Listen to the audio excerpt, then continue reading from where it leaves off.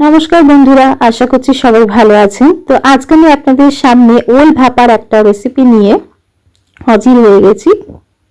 পুরোনো দিনের একটা রেসিপি আপনাদের সঙ্গে আজকে শেয়ার করব। তো চলুন শুরু করা যাক আজকের এই রেসিপিটা। দেখতেই পাচ্ছেন একটা টিফিন কৌটো আমি নিয়ে নিয়েছি, সেখানে দিচ্ছি পোস্ত বাটা, সাদা সর্ষে বাটা আর কাঁচা লঙ্কা বাটা। একটা কাঁচা লঙ্কা আমি এখানে একসাথে বেটে দিয়ে দিয়েছি। এবার আমি এর মধ্যে দিয়ে দিচ্ছি 1/4 টিস্পুন মতন হলুদ গুঁড়ো।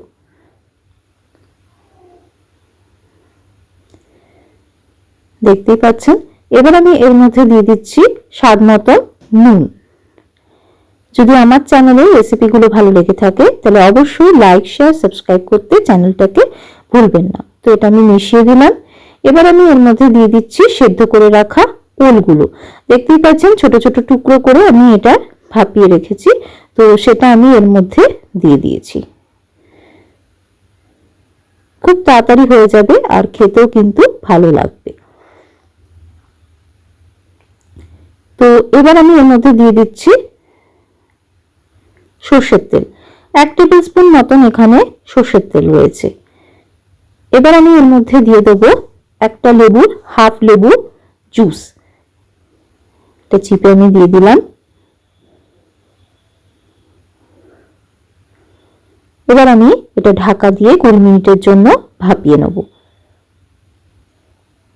এদিকে কড়াই জল গরম বসাতে দিয়ে দিয়েছি। টিফিন কৌটোটা এর মধ্যে আমি দিয়ে দিলাম। এমন ভাবে দিয়েছি যাতে জলটা টিফিন কৌটোর ভিতরে না ঢুকে যায়। তো 20 মিনিটের জন্য এটা আমি ঢাকা দিয়ে লো টু মিডিয়াম ফ্লেমে ভাপিয়ে নিচ্ছি। তো দেখতেই পাচ্ছেন 20 মিনিট কমপ্লিট। আমি এটা একবার দেখিয়ে দিচ্ছি। তো গ্যাসটা বন্ধ করে দিচ্ছি আর ঠান্ডা হলে টিফিন বক্সটা আমি ওপেন করব।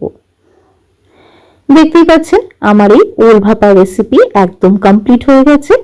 আর আপনারা বাড়িতে এই রেসিপিটা একবার বানিয়ে খেতে পারেন। আশা করছি আপনাদের ভালো লাগবে, খুব তাড়াতাড়ি হয়ে যাবে।